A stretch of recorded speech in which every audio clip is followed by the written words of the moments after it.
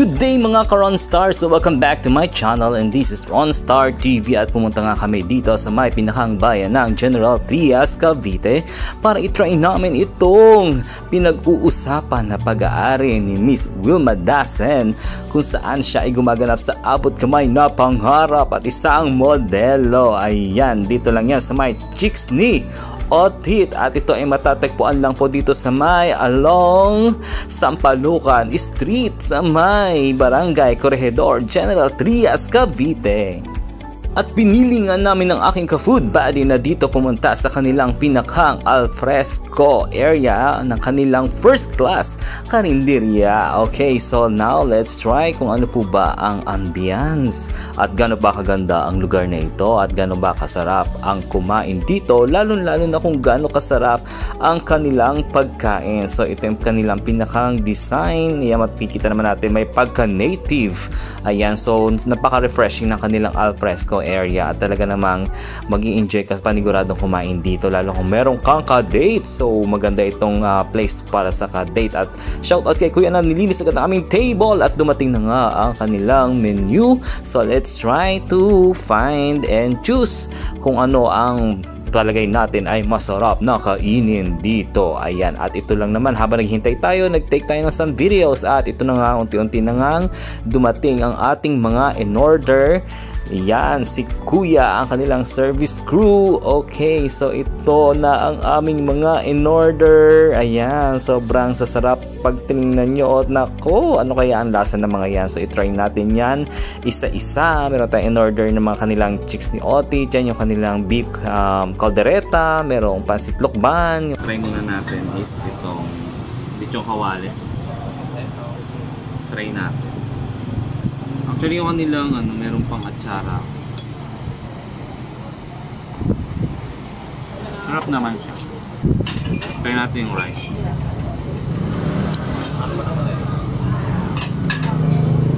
Ay naman. Okay, so yung kasama ko, try naman niya yung caldereta ko nung lasa.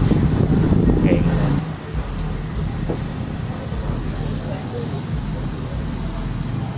Ano? Good. Sarap? Yes. Parang gusto ko rin tikman.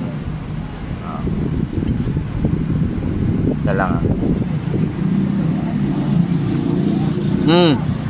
malambot yung ano nila, beef. No?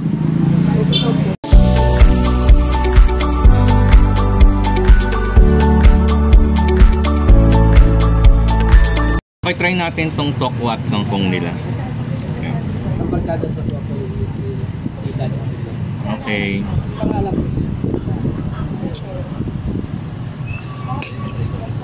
Sarap. Hindi ko lang alam kung ang ano itong sauce nila, pero nag-complement naman. Sarap. Kapaw. Okay, try natin yung pansit. Actually, sabi nila pansit lokban. Eh, taga Quezon na po. Maya malalaman ko kung talagang pansit lokban.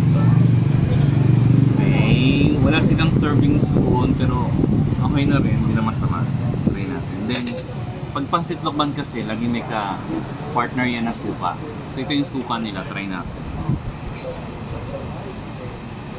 Wala pala siyang butas. Ay, lumabas na wala palang butas. Ayan. So, buhusan natin. Oh! And now, let's taste it. Kung talagang pansit lokban.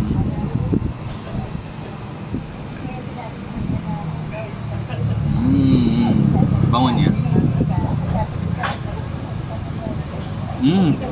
Ang bango ng suka. Ang sarap niya. Pansit lokban nga siya. Walang doubt. This is pansit habab actually. Mas kaya siya bilang pansit habab. Sarap. Okay, try nung ka-food buddy ko yung chicken. Kung masarap. Mahilig kasi siya sa chicken. Ayan o. Okay, try mo nga. Taste mo nga. Ang lasa. Okay. Actually, mas na-appreciate ko talaga sa kanila yung kanilang suka, kakaiba. Kaya yung lechong kawali, try natin isaw-sawan sa kanilang suka. Grabe, ang sarap ng suka. Sobrang bango. Wow. Grabe yun. Tikman natin kung masarap. Grabe. Perfect. Bagay siya dito sa suka.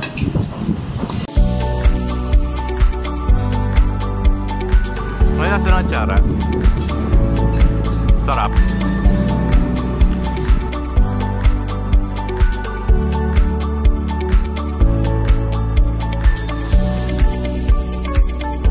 Dahil taga Quezon nga ako, kaya ito yung pinakang na-appreciate ko talaga sa kanila. Ang sarap ng kanilang suka. Tapos, so ngayon, may re-refer na ako sa mga friends ko pag sinabi ko na pag gusto nila matikman yung Pansit Habhab or Pansit Lukban. So I can refer them na pumunta sila dito sa restaurant na to kasi dito matatagpuan yung Pansit Habhab na talagang nag-crave ako every time na naisip kong umuwi ng Quezon or naisip ko yung province. Yan. Sarap.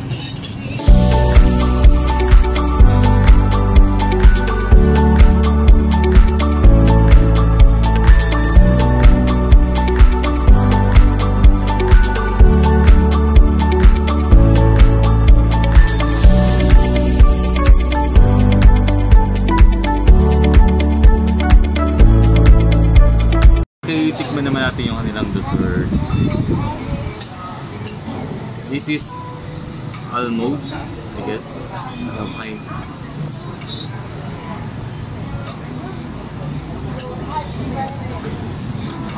Feeling ko nasa Baguio. Ano yung strawberry? Nice. Crap. Okay, this one is chocolate flavor naman siya. So try din natin. Oh my god.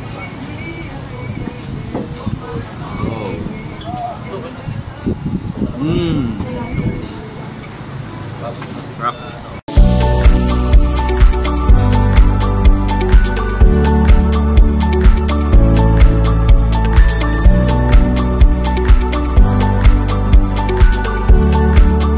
At dito nga natatapos ang aming food trip dito sa my chicks ni Otir, and overall talagang napakasarap ng kanilang mga pagkain at nag-take out pa talaga kami. Ayan, so thank you so much for watching. Once again, this is Ronstar TV.